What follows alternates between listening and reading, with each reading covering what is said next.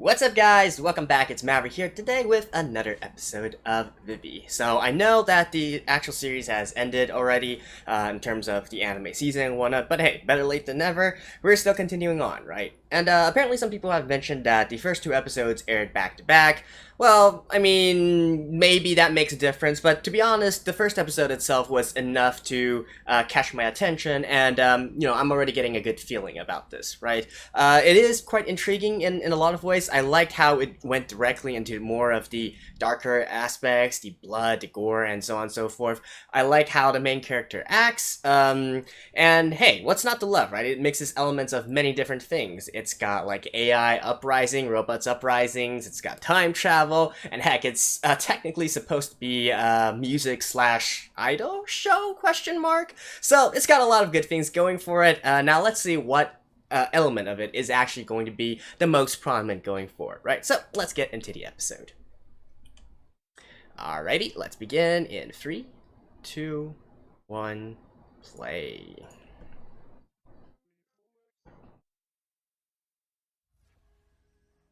And again, to me, at this point, it's gonna have to live up to 86, right? Even though, obviously, they're completely different. Quarter note.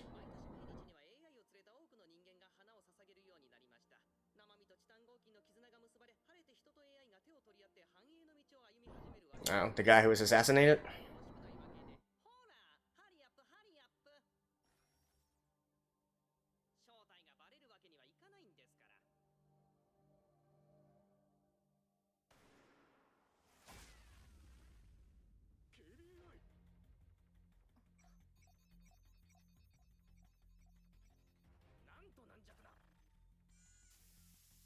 Oh.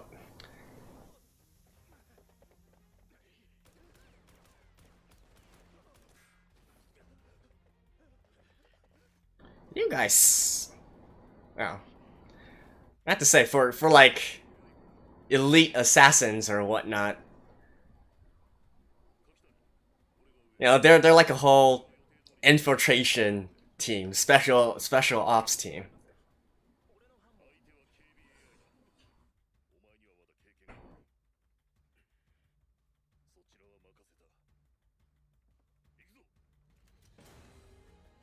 Okay.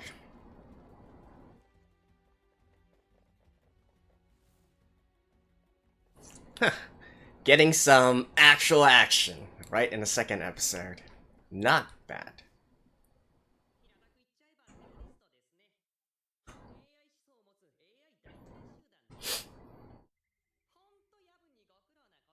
Okay.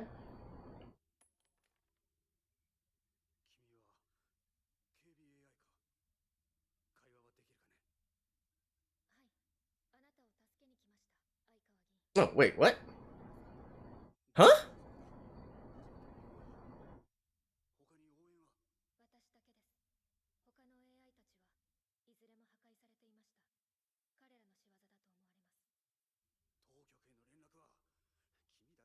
Wait, isn't...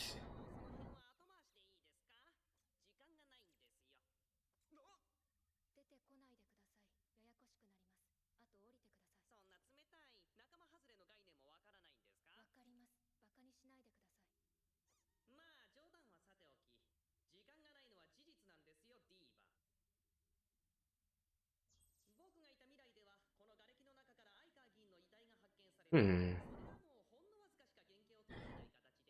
I guess Vivy is technically supposed to be wearing a mask right now. But why do we see her in her actual form, though?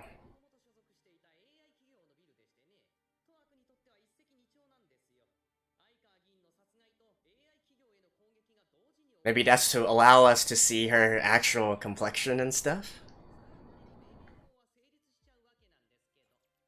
And obviously they're conversing, you know, wirelessly, right? So Aikawa can't listen to them.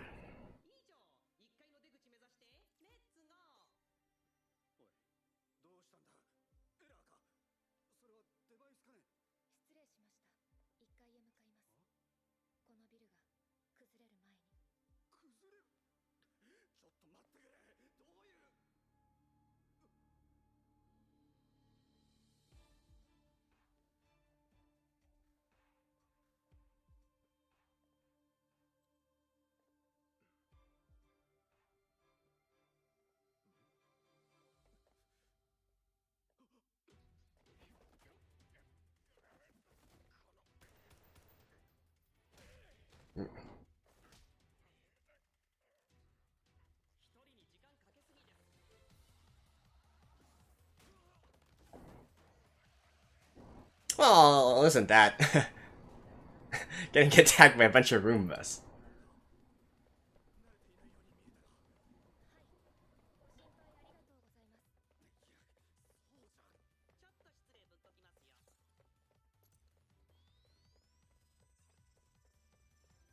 Installing combat skills. Damn.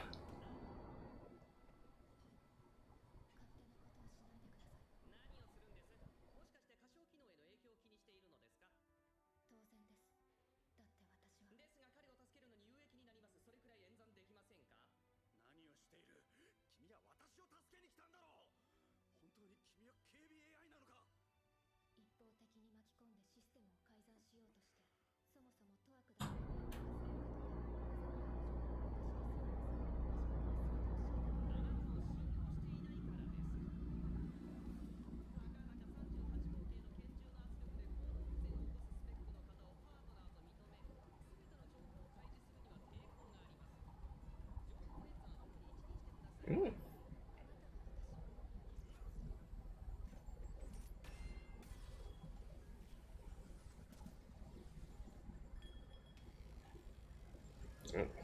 Sort of like an EMP shot of some sort.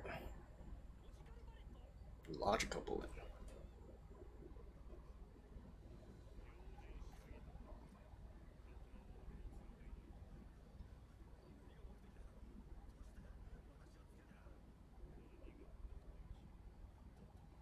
I mean, shouldn't that be obvious?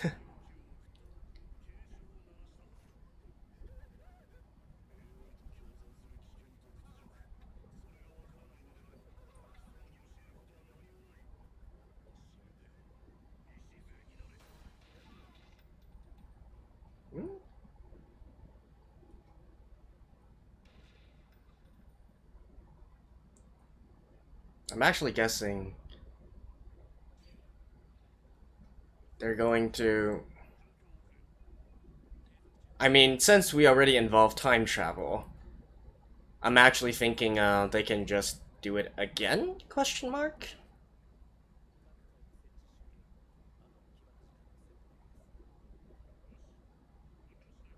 See, the instant you already put time travel as a possibility, you instantly think of the different outs, right? Hmm. Although I think that's not exactly what's happening. Oh, Teddy's going all Red Queen now.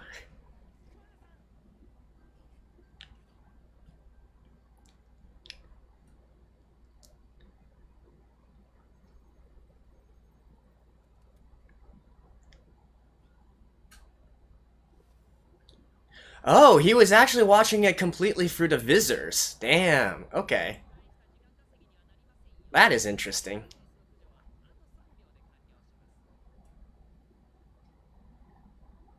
Huh.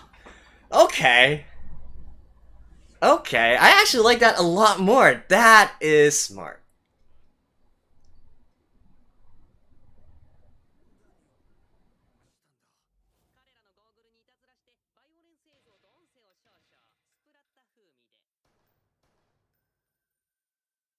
Wow.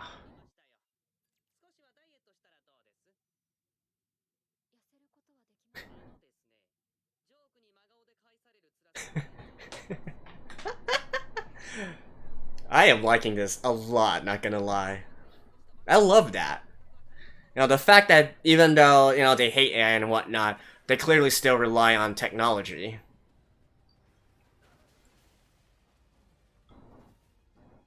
And that ended up being a weakness.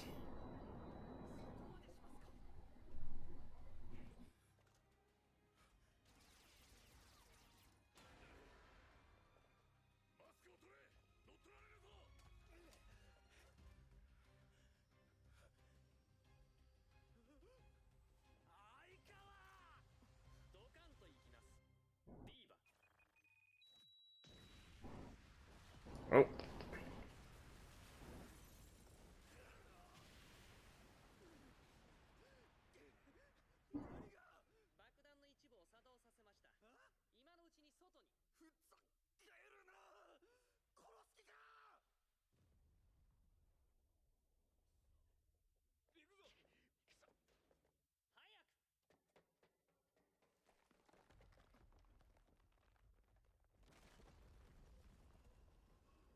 Oh, just gonna save him.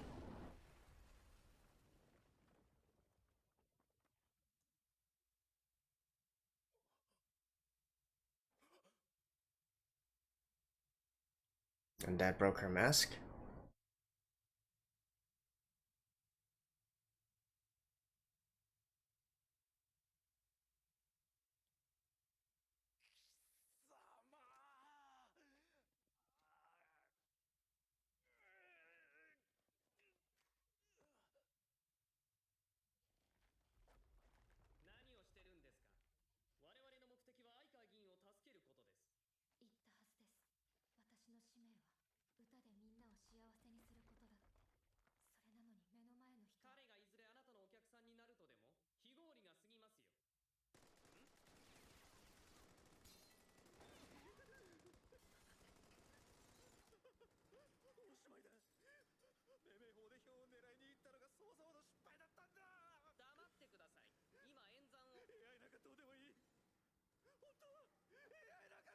Oh, he was just trying to get votes, eh?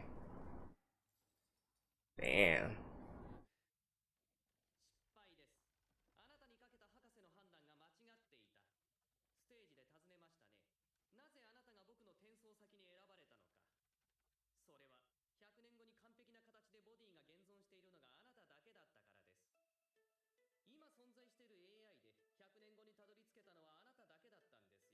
Was it because...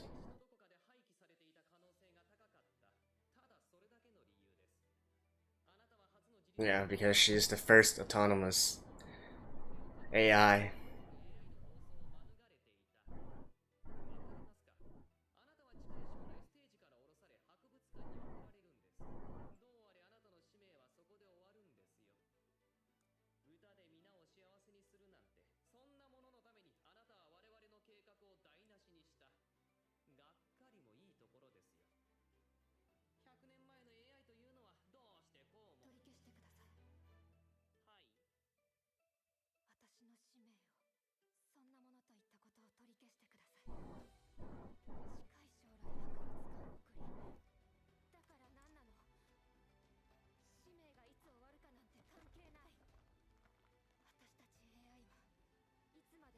Mm.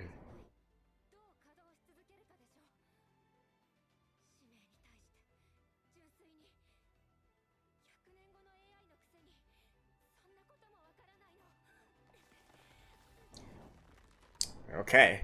So yeah, she's a true AI in a sense that she has her own will. Huh. Okay, that's what they're trying to say about all this.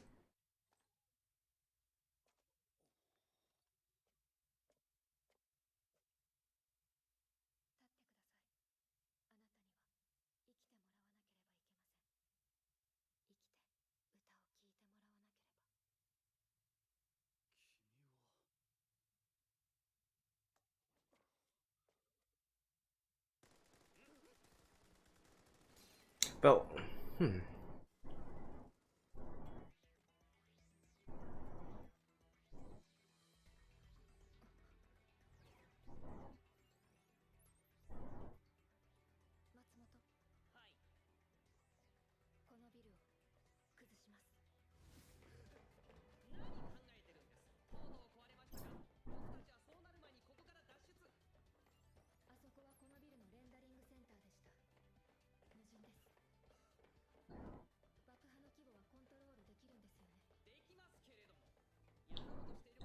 Damn.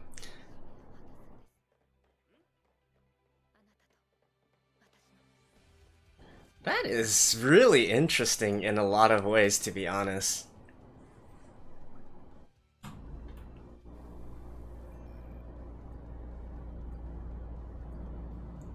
Get out of there!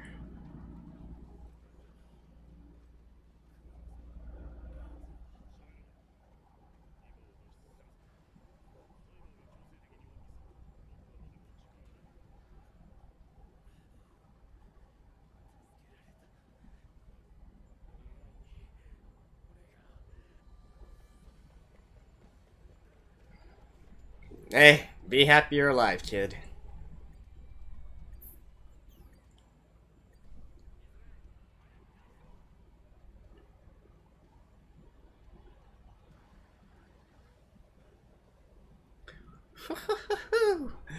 They're going for this Detective Conan style.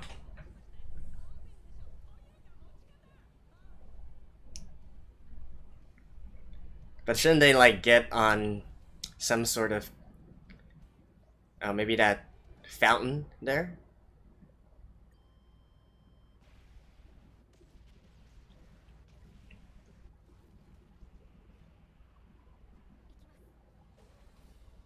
Oh no, they're just gonna jump, okay?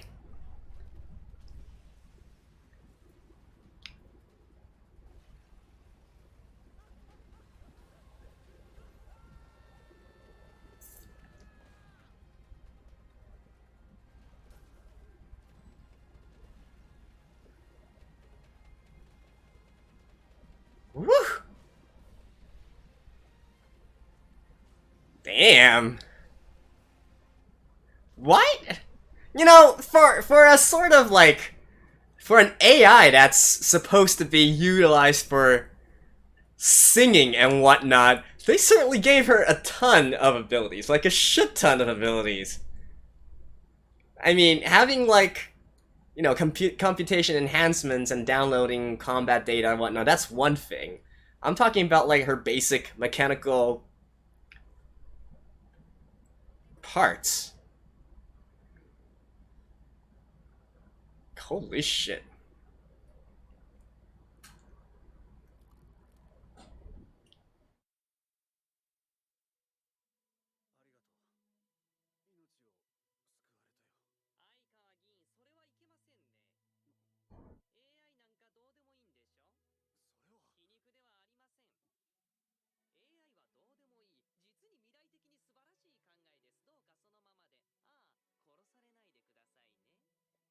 No, he wants him to drop the naming law.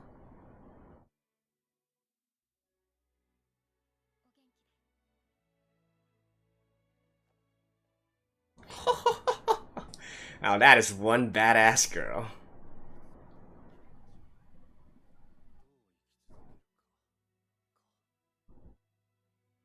Oh man.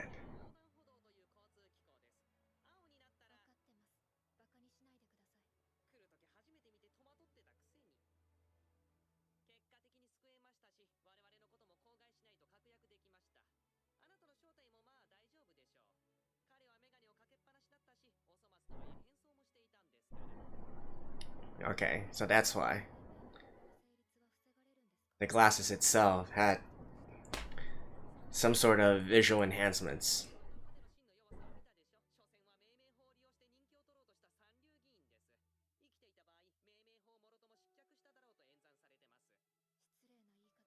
Oh.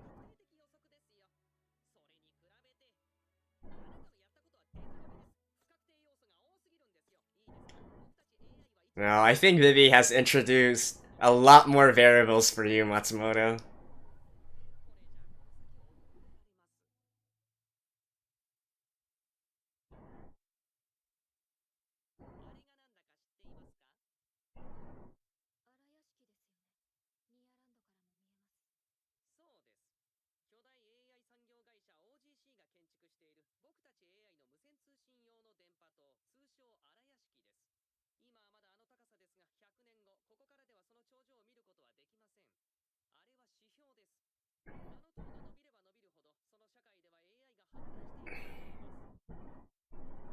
Hmm.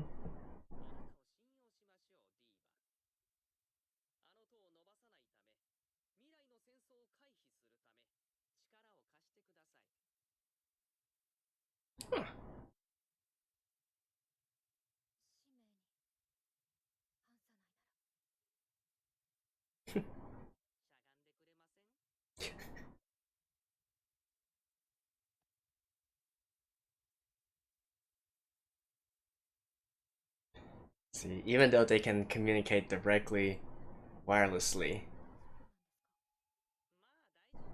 they still need to make this kind of symbolic.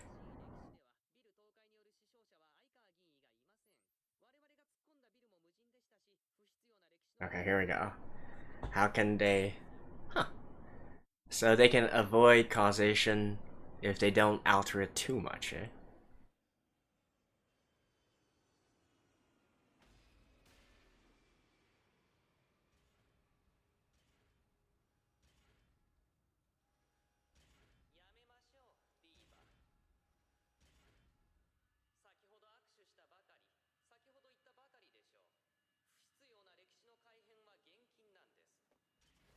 Hmm? What the hell?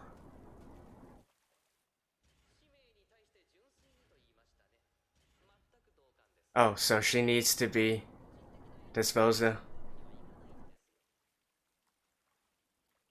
Holy crap.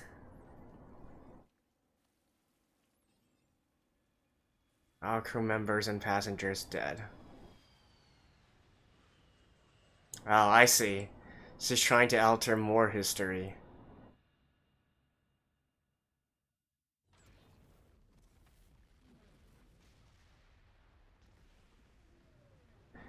Okay. Wow. Wow. So we actually have this kind of moral conundrum as well.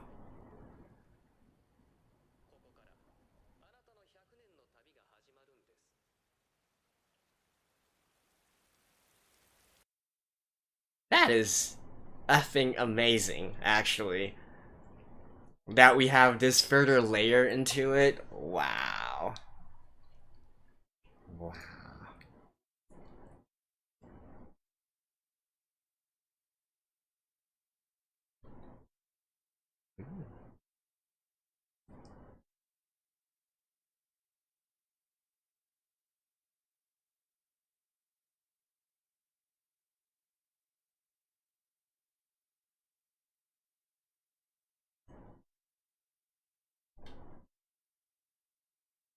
I'm actually gonna sit for this. No, just out of respect for the ending of this episode.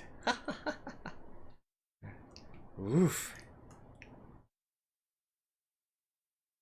So she cannot do anything to unnecessarily change the future, no matter.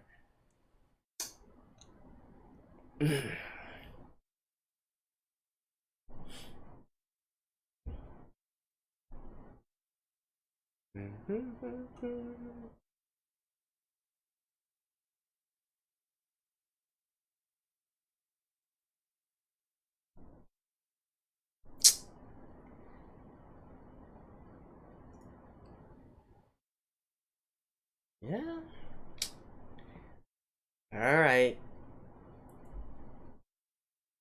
Alright. See you guys after this. Well, okay, guys. I can totally see why people were saying, "Oh, you haven't even got to the best part yet" by watching the first and second episodes together, because that twist at the end, that was great, right? You know, I've already been really liking the story up to this point. You know, the interactions and how they actually do things, keeping me guessing and all that sort. And then, you know, that little bit at the very end there, you know, realizing. Not only does it make complete logical sense, right? Because I was already questioning in the first episode, are they really going to be able to like change history like this without any sort of complications or any unnecessary alterations and whatnot? And so they kind of answer it in this episode, right? And that also brings with it the stark reality that you know, from now on, Vivy is going to be in a position where she knows the future, but she can do very little to stop it, right? Because, well, she's not supposed to, because she might alter the course of history a bit too much, or something of that sort. Now, to be frank, I feel like there's still some, I still have a lot of questions about that part, right? I mean, obviously, like, whenever you're dealing with time travel, the cause and effect, right? The laws of causation and whatnot, you know, you're violating it every single time, right? Like, for instance, if the growth of AI was stunted and so on and so forth, would Matsumoto actually be created? Would he, you know, would the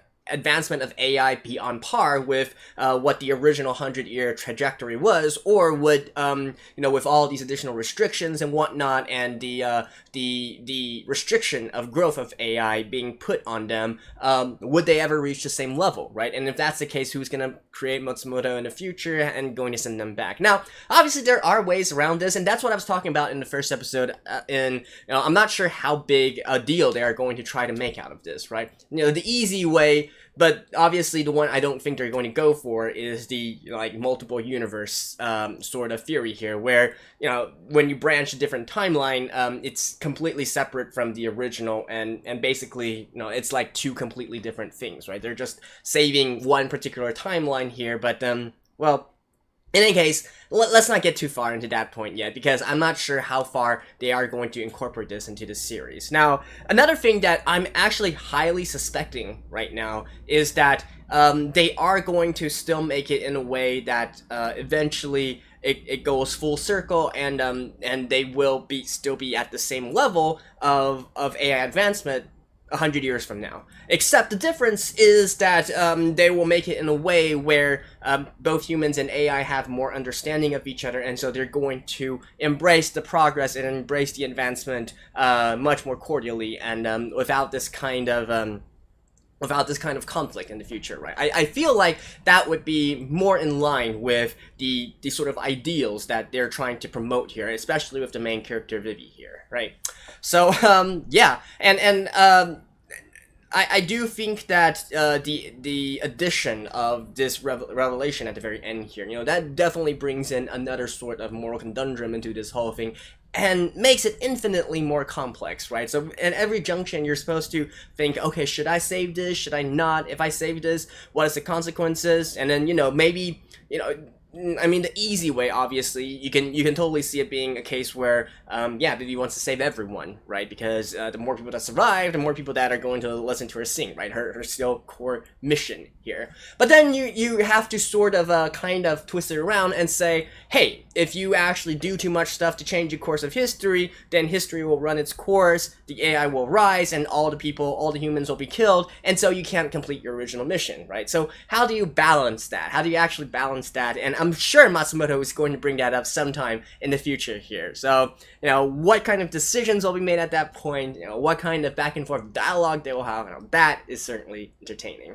And like I said, I love the entire development of this episode as well, the various twists that they're going for. I'm glad they didn't use the time travel twist, like redoing it and whatnot, but instead using the sort of hijacking of their implants. I'm guessing, I'm not sure if they actually have cyborgs in this world. Maybe it's a possibility here. Having, although that brings with it another entire set of issues, right? Like modify cybernetically enhanced humans versus AI, and you get into this kind of gray area.